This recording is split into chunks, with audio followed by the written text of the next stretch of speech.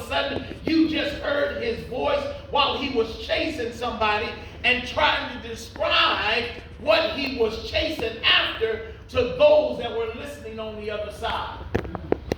That it has become so crazy, watch this, that people have turned this thing into a game where friends are roasting friends, couples are roasting couples, and church members are roasting church members. But what's crazy is none of us understand that life is a challenge, and even though you're playing, sometimes playing turns into a devastating thing of unsuspected insults by the people you call yourself running with. Because oftentimes what has happened is that they have took this thing or took this challenge and turned it into insults while somebody is running as they walk beside them, filming them talking about it. Well, I've seen one of the videos where there was a man and his wife. They were playing this game and they were both running. She was running and he was beside her. And he said something like this. She said she pretends to be a wife and yet she won't cook. And it was supposed to be funny. When it was his turn, she said, he's supposed to be the man, but I pay all the bills. I had the same thought, and yet they were laughing as if it was a joke. Watch this. They have more views on their page than a lot of the other people that are playing this game. That the church sometimes don't understand that we cause the suspect challenge because we are in church, and while we're supposed to be praising God, while we're supposed to be giving God glory, while we're supposed to be humbling ourselves and thanking God for what he has delivered us from, we have become those behind the camera. While somebody is trying to run into this place to get their life together, we are criticizing, we are ridiculing, we are pointing out their shortcomings. We're talking about them as if they're the suspect, not realizing that God is saying, come on in here, get yourself together. Come on in here, there are people just like you. Come on in here, don't nobody have it together. Because whether we be honest or not, we're all facing the 3 C's of life. We're all dealing with challenges. We're all dealing with choices. We're all dealing with the consequences of the choices and the challenges that we face. And whether we like it or not, everybody has an opportunity to be ridiculed. Because I want you to look at 3 suspects, and I want to get on out your way, that we begin to look at realistically, that we talk about not realizing that everybody in the church is the same suspect.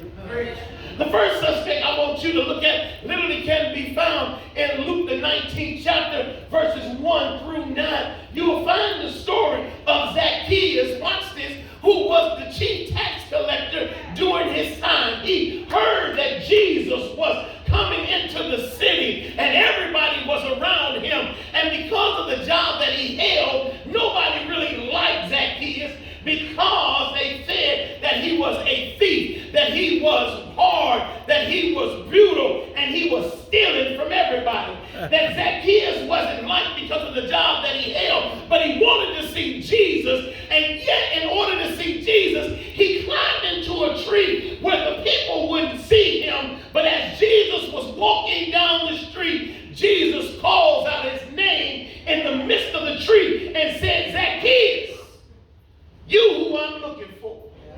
And I think I want to pause for the cause real quick to tell about 12 of y'all, and I'll be number 13. While you come into church trying to hide or go from place to place trying to hide, you call yourself a Christian. God is saying, hey, I'm looking for you. Hey, I need you. Hey, there's somebody I want you to minister to. Hey, I need for you to talk to somebody. And what we fail to realize is we think our presence ain't important, but everybody in here can testify that I was weary, wounded, and sad, and I found a resting place in God. If you ain't got nothing else to say, you can tell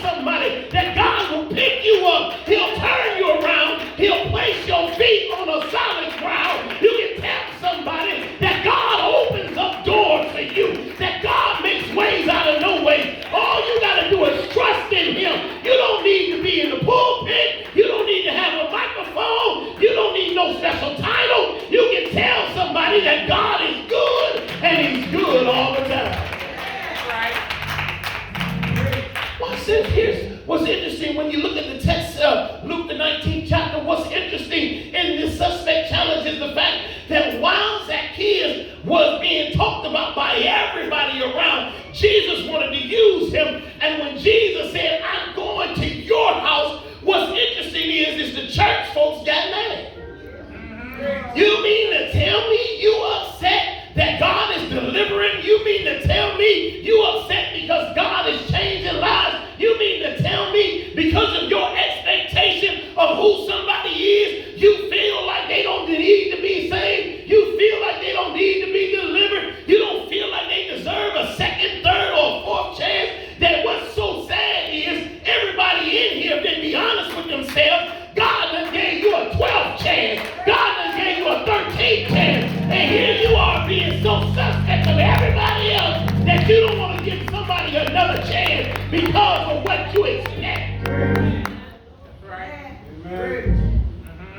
What I'm trying to get to when I get to the suspect challenge of Zacchaeus is I want to get to that ninth verse. Is because whether we know it or not, and whether you like what I'm getting ready to say to you, what I love is the fact that when Jesus gets to deliver Zacchaeus from what's going on around him, he really wasn't delivering him for himself. He was really delivering him for the people that was there. That he needed to tell them, whether you